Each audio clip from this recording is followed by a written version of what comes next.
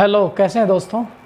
I hope सभी fine होंगे। पीपीजीएस YouTube channel में आपका हार्दिक अभिनंदन है। तो आज हमारी जीके की कड़ी में हम लेके आए सहायक संधि प्रणाली। सहायक संधि प्रणाली यानी सब्सिडियरी अलायंस। सब्सिडियरी अलायंस, इस सहायक संधि को देने का काम क्या था? लॉर्ड वेलेस्ली के द्वारा। लॉर्ड वेलेस्ली के द्वारा इस सहायक संधि को दिया गया था। देखिए दोस्तों, सहायक संधि लाने के पीछे अंग्रेजों का कारण ये था कि अंग्रेज भारत में बिना युद्ध के ही एक ऐसी पॉलिसी के तहत, एक ऐसी नीति के तहत अपने अंग्रेजी साम्राज्य का विस्तार करना चाहता था जिसमें उन्हें युद्ध भी नहीं करना पड़े, धन भी खर्च नहीं करना पड़े और धीरे धीरे करके वो संपूर्ण भारत के अंदर जितनी भी देशी रियासतें थी या राज्य थे उनके ऊपर कब्जा कर लें।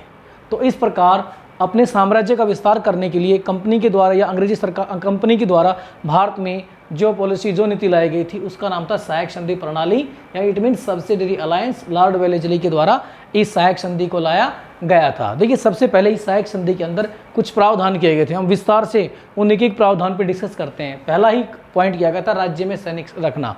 देखिए, अंग्रेजों के द्वारा जिस देशी रियासत से ये संधि की जाती थी उस देशी रियासत में अंग्रेज अपने सैनिकों को रखते थे।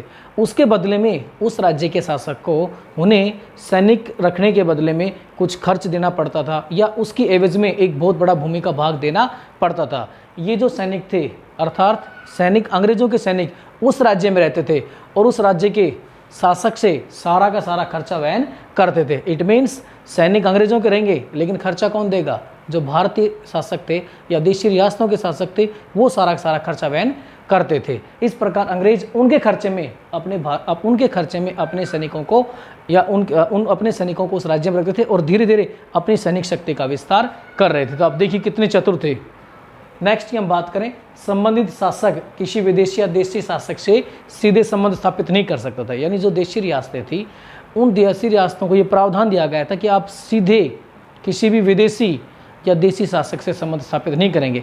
अगर आप विदेशी या देशी शासक से संबंध स्थापित करेंगे तो आपको मीडिएटर, मध्यस्थ अंग्रेजों को बनाना पड़ेगा। सेकंड प्रावधान ये किया गया था। अन्य प्रावधान की हम बात करें, अन्य शासक या रियासत के साथ मतभेद होने पर मध्यस्थ अंग्रेज करेंगे। तीसरा प्रावधान ये रखा, अगर किसी रियासत का या शासक का किसी अन्य रियासत या शासक से अगर मतभेद होता है, उस मतभेद को सोल्व करने का काम अंग्रेज करेंगे।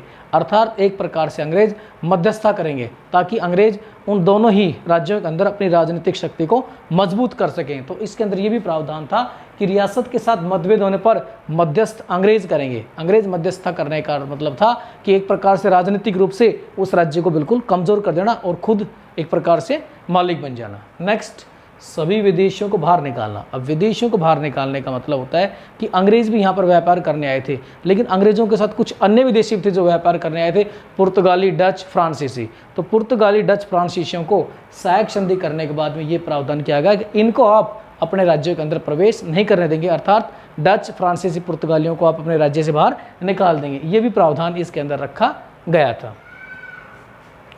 बाहरी आक्रमण व आंतरिक सुरक्षा की जिम्मेदारी कंपनी लेती थी। जब ये सहायक संधि हो जाती थी, इस सहायक संधि होने के बाद में बाहरी आक्रमण, अर्थात अगर आपके रियासत के ऊपर कोई भारी आक्रमण होता है, दूसरी रियासत से आक्रमण होता है या राज्य के अंदर कोई आंतरिक विद्रोह उत्पन्न होता है तो उसकी जिम्मेदारी हमारी है। इस प्रकार भारत के जो राज्य थे धीरे धीरे उनके पास तो कुछ सैनिक शक्ति बची नहीं थी क्योंकि सारी सैनिक शक्ति तो अंग्रेजों की थी। तो भारतीय राजा नाम मात्र के राजा रह गए थे। वास्तविक अर्थों में ये संधि होने के बाद में उस रियासत का जो शासक था वो एक नाम मात्र का रबड़ स्टैंप मोहर बनकर रह गया था। उसके हाथ में भैया कुछ भी नहीं था।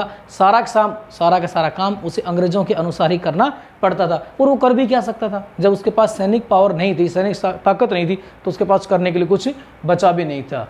रियासत को एक अंग्रेज रेजिडेंट अधिकारी रखना पड़ता था। जिस भी रियासत के साथ ये संधि की जाती थी उस रियासत में एक अंग्रेज रेजिडेंट अधिकारी को रखना पड़ता था। वो रेजिडेंट अधिकारी राजा के दरबार में बैठता था, उसकी जितनी भी क्रियाकलाप होती थी उन सब पर नज़र रखता था और एक प्रकार से वो मानसिक रूप से राजा को बहुत अधिक प्रभावित करता था। ये रेजिडेंट अधिकारी जो दरबार में रहता था, राज्य के अंदर या रियासत के अंदर तमाम कार्य होते थे, उन तमाम कार्यों को ये प्रभावित करता था।